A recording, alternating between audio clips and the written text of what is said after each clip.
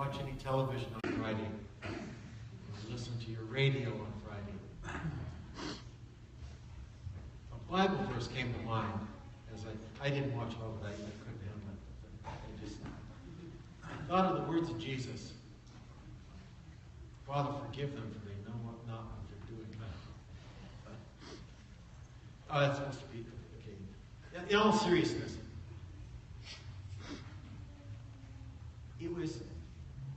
I want to stop and just pray for our country, because at least for me anyway, there seems to be such a divide.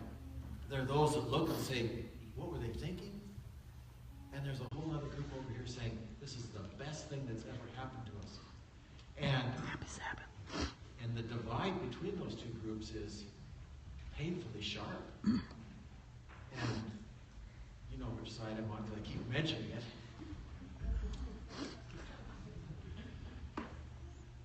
But that's not the point. The point is Jesus Christ is coming. It's not about politics. It's about Jesus Christ is coming. God sets up rulers and he takes them down. God has a purpose and has a plan that we may not always see. I should say we just don't always see and understand. And we have a responsibility to support our government no matter what, to be faithful citizens, and to support our leaders in prayer. Whether we agree with them or not, we should lift them up and pray for wisdom and for God's blessing. And so I just want to stop for a minute before we get started and do that. Father, we are starting a new era with a new president and new leaders, a new cabinet and all of that. And Father, I take just this moment to lift up our country to you and ask that you would bless them with wisdom, with insight, with direction. Lord, where there are those that do not call on your name, that do not seek counsel from you, and do not hold high in their heart a reverence for you, then I pray, Father, that you would put around those individuals good Christian men who would counsel them and direct them and encourage them to consider the counsel you have given to us as human beings, as citizens of this country, as citizens of the world. Father, I pray that you would protect our country. Give our leaders the wisdom they need to continue to provide for this country, that we may, as a blessed country, share those blessings with others in the preparation for your soon coming. We pray in Jesus' name. Amen. Amen. Pray for our leaders. Pray for our country. That God would use us to continue to be the blessing that he needs us to be. His coming is soon. In your younger years growing up, were there things that you were not to discuss around the table? What kind of things? Did you have instructions? Or maybe it wasn't spoken, but you just knew there are certain things you didn't bring up at the table. Religion. Yeah. What else? Politics. Politics. Don't talk about politics. Family reunions, no politics. Around the table, there's just some things you just don't discuss. Is that still the same? Are there still things? I remember specifically in my house, my mom, we're single parent, home, but my mom for a period was married to a gentleman, and he came in, and the topic of finances came up. How much do you make? I don't remember I think he was talking about how much this gentleman made. Taboo. He says, no, you don't talk about our money to anybody. He says, do not discuss finances, personal finances, with anybody. That's private, personal. You just don't discuss that. Yeah, there are things that you don't discuss. Different families have different things. At church, are there things that we don't discuss? Yes, there are. When's the last time you heard a sermon on sex? You haven't heard one from me. There's things that we don't talk about. And You're squirming. I just like you're squirming. I just thought of it. How about money? When's the last time you heard a sermon on money? You've heard some of those. You just they don't come. Who? Last year, probably about this same time. I try and weave it in all the time. But if I was to say, oh yeah, we're going to talk, do a series on stewardship, on money, you'd start squirming and saying, I'm going to go visit somewhere else. Because you know what it's going to lead to. It's going to be a guilt sermon about how much you should be paying and what you should be doing with your money. And you got to give more, right? Well, I don't know how you see it, but that often is the response and the feeling when we talk about money and stewardship. You begin to feel a little uncomfortable, the guilt trip. I'm here to tell you, we're talking about stewardship this morning. And we're going to talk about it for quite a few weeks. So, don't go visit. I'm going to make it interesting and in a way that just, I hope, will be interesting and behind the screen. Informative.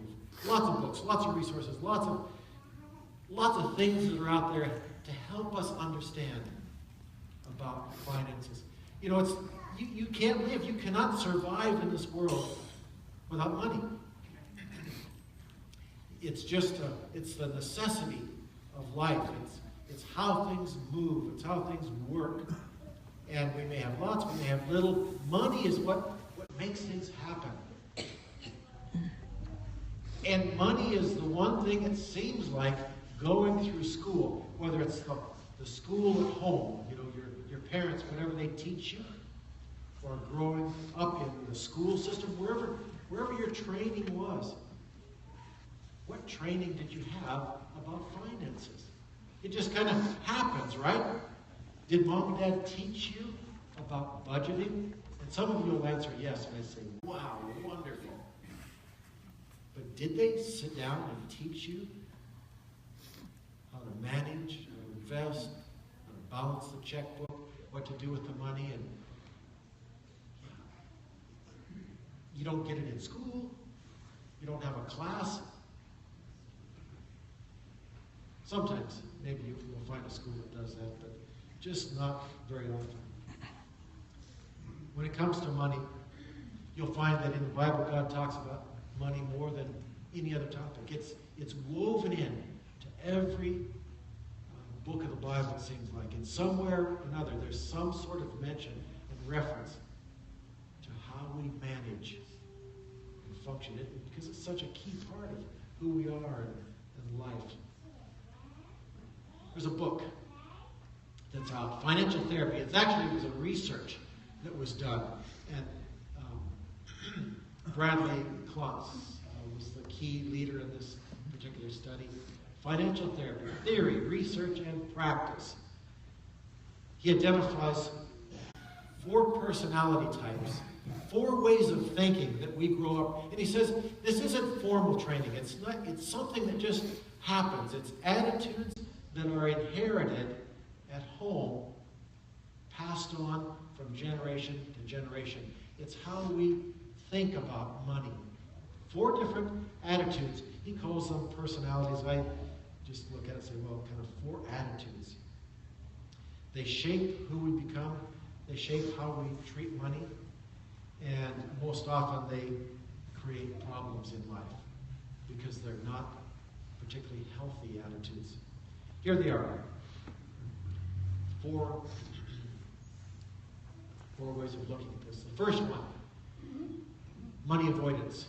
Money is bad, and so your whole attitude creates anxiety and worry because money's bad. You avoid people, and you think, well, I don't know. Which of you think money's, don't raise your hand, money's bad? Well, we always think, I wish I had more money. But there can be this subtle, deep down attitude that money, what's bad? People that have lots of money, you don't trust them. They got it illegally. or in some way they gypped somebody else. And you look at it and you think money is a sign and a symbol of something bad and evil and corrupt. And so there's this inner message that says, well, I need just a little bit, but I don't want too much because too much money is bad.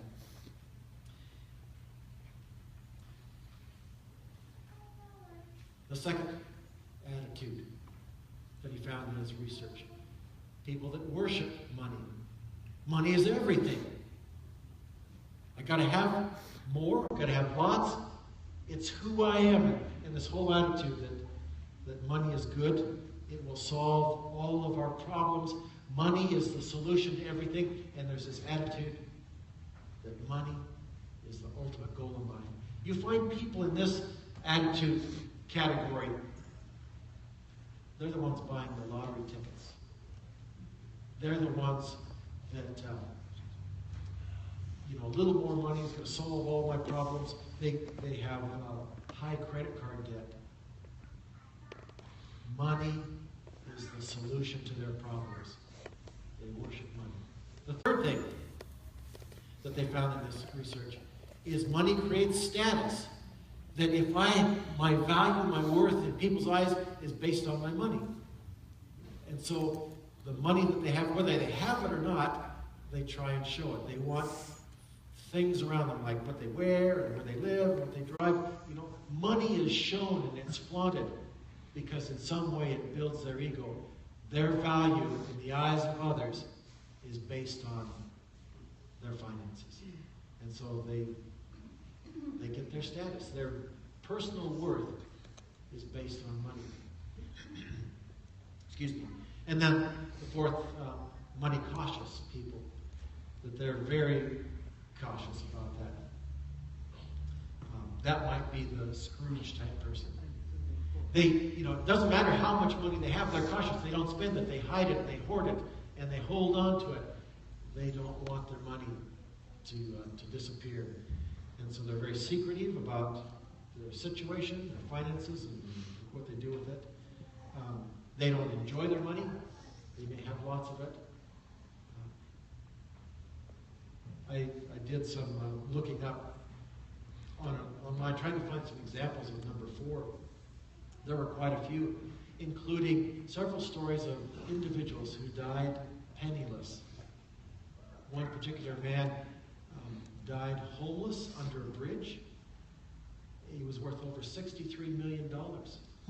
Another lady that had mansions. I mean, she was an heiress to an oil fortune. She had massive properties that as a young girl went and lived at with her parents. She had money in the bank. She had property all across the country and in other countries. Had everything available to her. She abandoned it all and lived with nothing, or nothing to do with it. She wanted to avoid money. She didn't like the looks of it, what it had done to her parents. Others have had money. They hide it, stick it in the mattress. Different ways of looking at money, and that affects how we live. Well, that's kind of from a worldly standpoint. From a Christian perspective, Brad Hewitt and James Malign wrote this book in 2015. Excuse me just a second.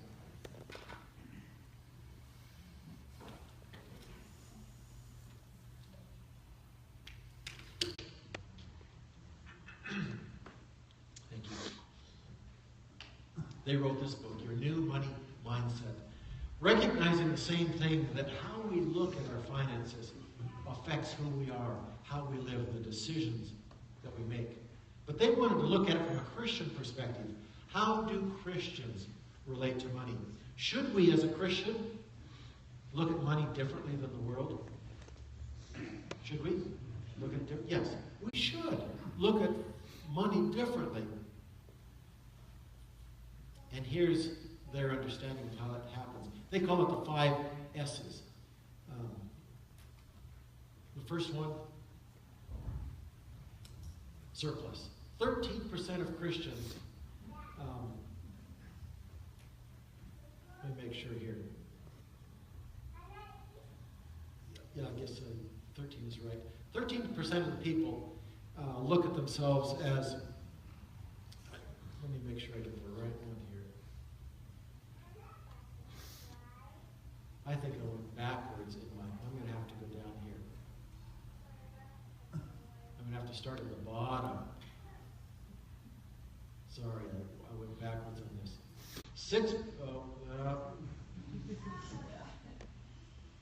Try it one more time. Put it in backwards.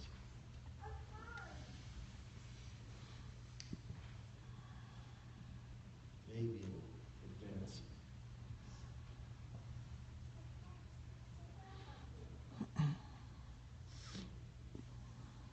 There it is. Hopefully it'll stay there. 6% of Christians are down here at the bottom. They're just surviving.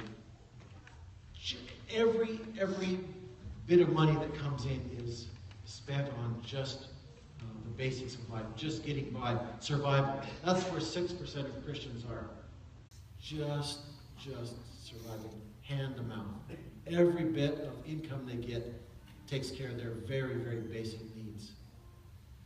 11%, he categorizes in his study that he did, they're struggling. They are a little bit more fluent. They've got they have a little bit more money, but they're not comfortable. They don't see themselves as really well off. They're not in a position where they can give anything. They are living from paycheck to paycheck. They're getting by, but they're going into debt. They're charging a lot of things. And so, better off than the survivors, but not much. 32%, he says, are people who are stable. They've got income, they're taking care of their needs, they're a little better than month to month. They're surviving. They really fall into the category, he says, of one crisis away from poverty. So they're taking care of their bills every month, but a crisis in their life would put them in a bad situation. They see themselves as stable.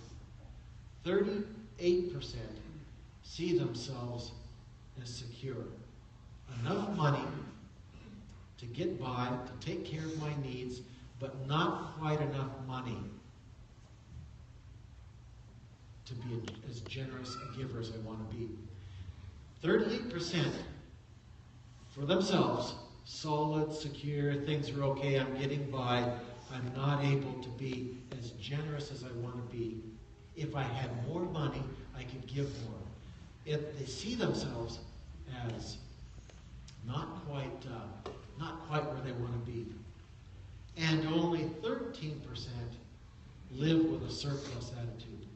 These are people who say, I have enough, I can get by,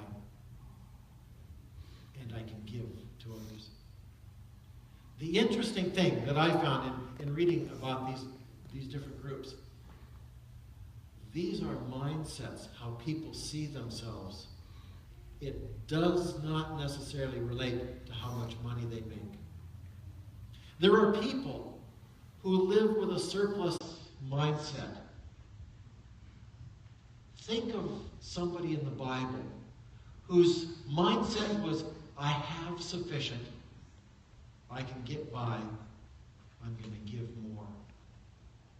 Think of a lady in the Bible who lived with that mindset, but didn't have very much.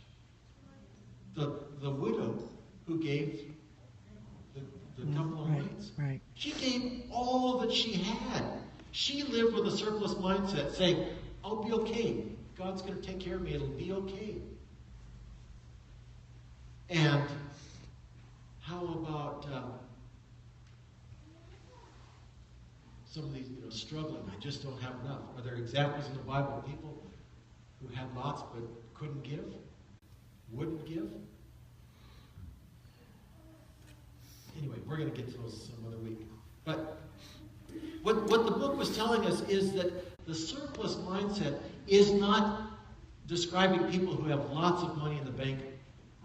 These are people in every financial level who look at it and say, God can take care of me, it's going to be okay, and I can give. These are people, surplus, that give generously. They give their tithe, and they give their offerings, and they support missions and different things. It's going to be okay. It does not relate to how much they have. It relates to how much they trust God and depend on Him. And so as the book was talking, it's trying to help us understand that you and I, look at it and say, my income moves me from one level to the other.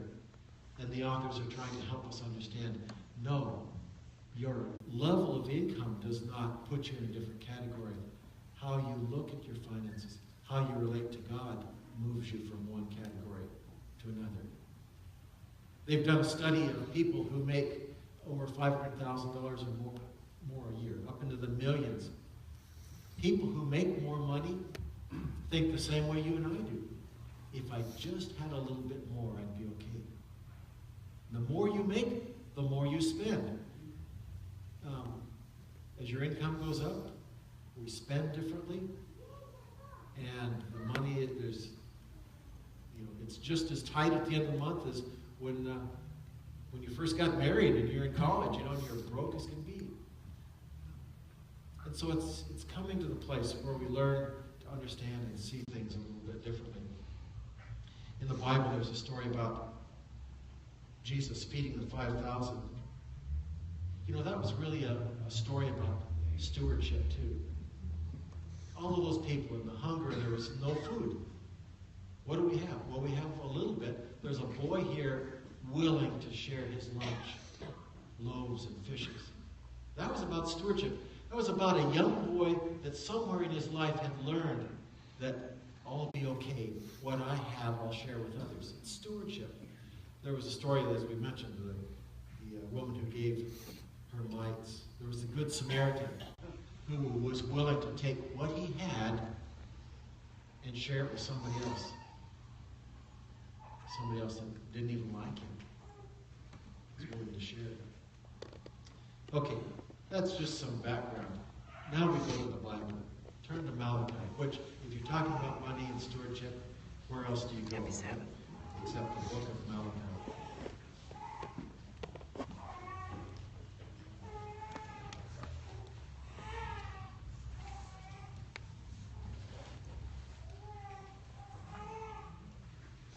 Malachi chapter 3.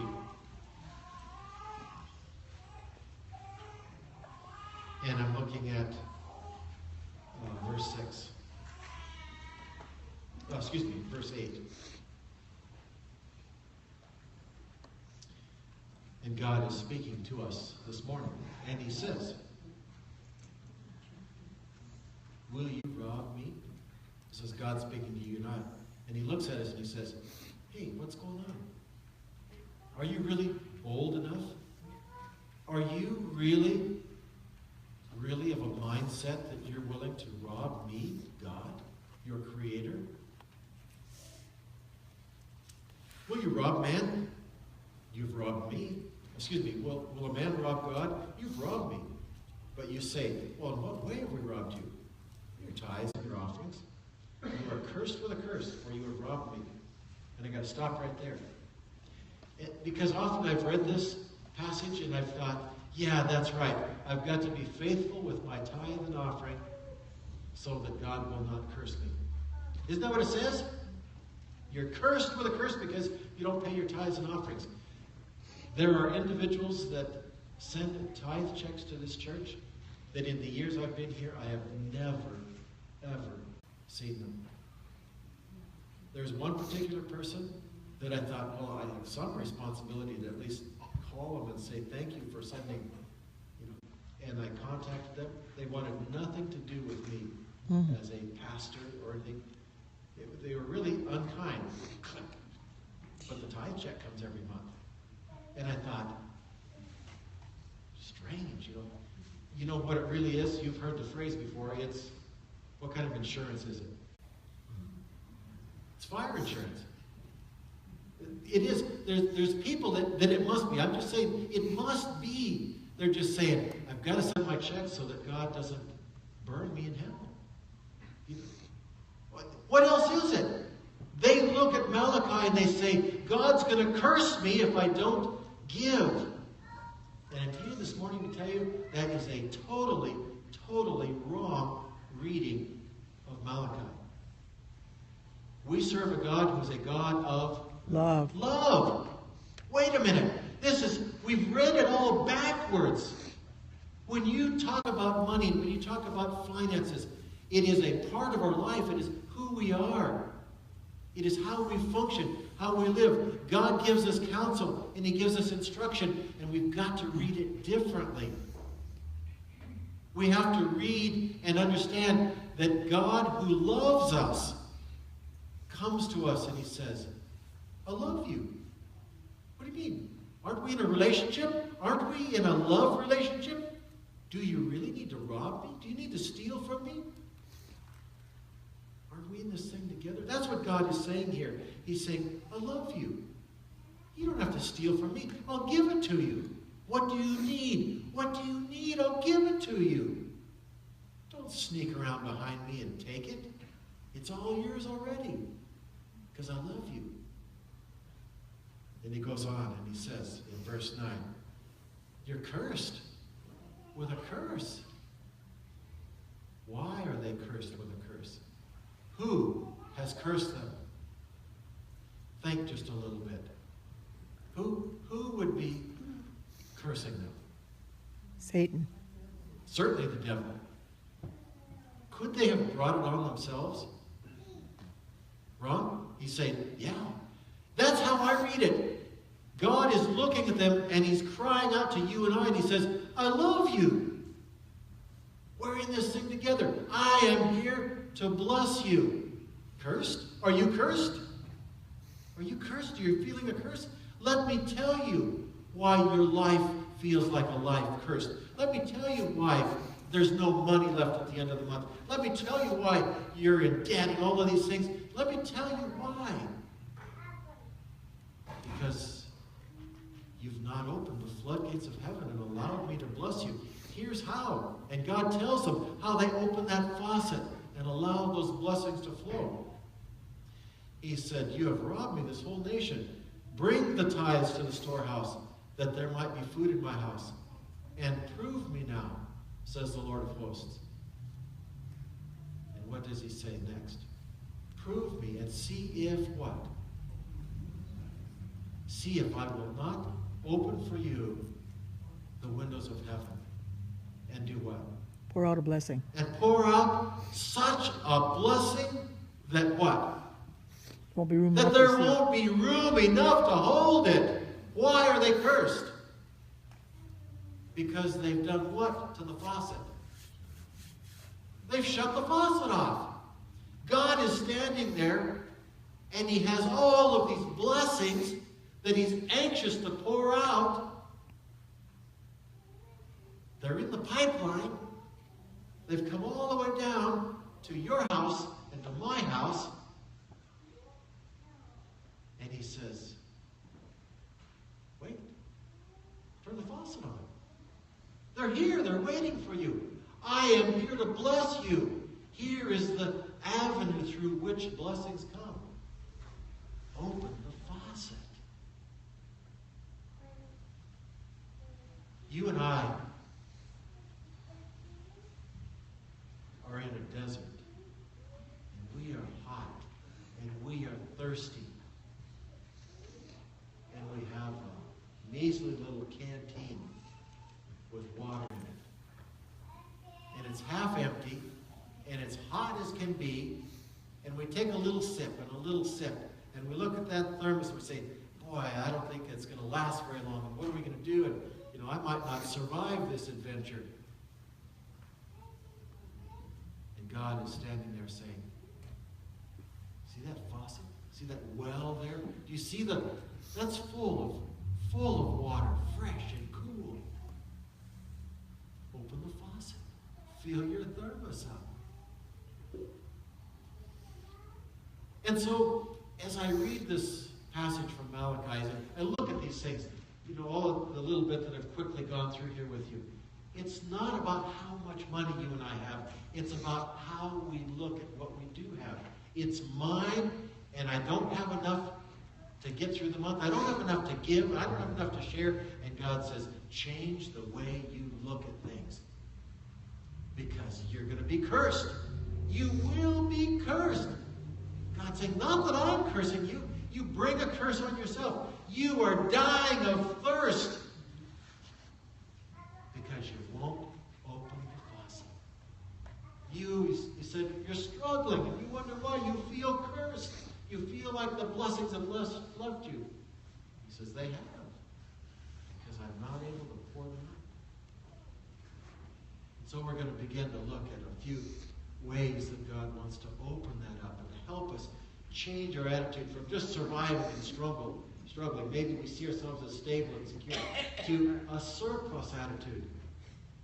I have adequate. No matter where you're at on the spectrum, what I have is adequate. Now, teach me, God, to be a generous giver.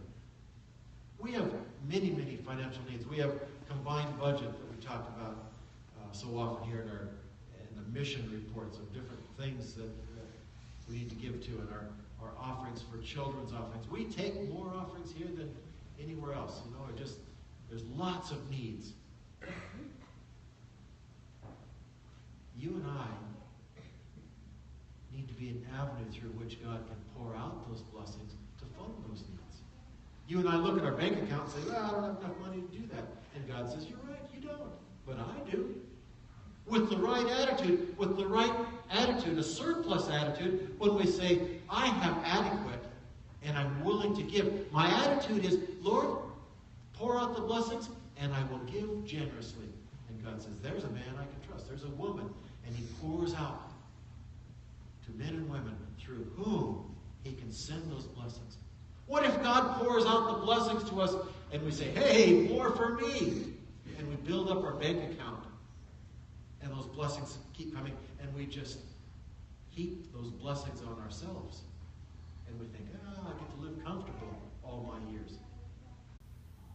We can do that. That's not the safe attitude. That's not the attitude that God is looking for. He's looking for attitudes which says, Lord, where do you need this money to go? How can I be of a benefit to humanity and to the church and the gospel ministry and to preaching in all of its different forms? And the Lord can impress a heart and say, here's a need. Well, Lord, I'll give a little bit. This is what I've got. I'd sure love to give more. And the Lord says, okay. And he directs more money to those giving people. It's an attitude. We've got a building project. We're just about through with our plans, being able to come and say, okay, here's our finished plans.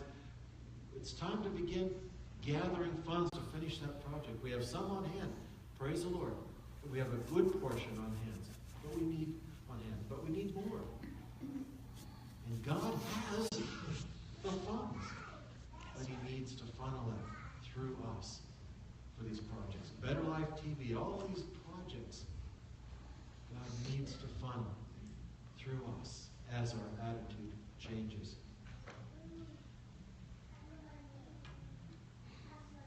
Where are you at, personally, with your attitude?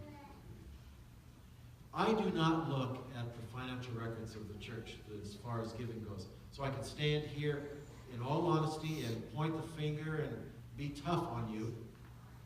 And I can do that anonymously. I mean, I don't know who does what. And so you don't have to think, oh, he's talking about me. Because I'm not specifically. I don't know who gives and who doesn't give. That's a neat way that the finances of the Adventist Church are handled. As a pastor, I do not know that information. Our church treasurer does, and they are very, they hold that with confidence. They do not share that. They do not talk about it. They take care of the finances, and they don't ever send little notes or highlight names or nothing like that happens. And so I can talk about how you give without putting a name or face and a number together. I'm here, though, to challenge you. Not to give so that we have more money available to us here, I'm asking that you would talk to God about giving, because it's the avenue through which God opens up incredible blessings for you. If you do not have enough to get by and to survive, the answer is not earning more. Hard to believe, unbelievable, but the answer is give more, and God will pour out more blessings. And we're going to begin to explore and see how that works, and see how God, story after story, about how God has proven that over and over and over. It'll be an exciting adventure, and it will be one of faith to grow. It's going to challenge us to experiment and see that God does what he says. He tells us, put him to the test. Put God to the test and see if he will not do what he said he will do. Let's pray. Father, teach us to trust you more, to depend on you, to take care of us, Father. We've proven that we haven't done a very good job of taking care of ourselves. We need somebody beyond us, bigger than ourselves, wiser than ourselves, with more resources than ourselves. Lord, teach us what it means to be a faithful steward and to handle our finances in a way that brings honor to you, and to be an avenue through which those blessings can flow, Father. Give us the trust that we need to have in one of the hardest areas of our life, Father. Grow us is our prayer. In Jesus' name, amen. Amen. Are you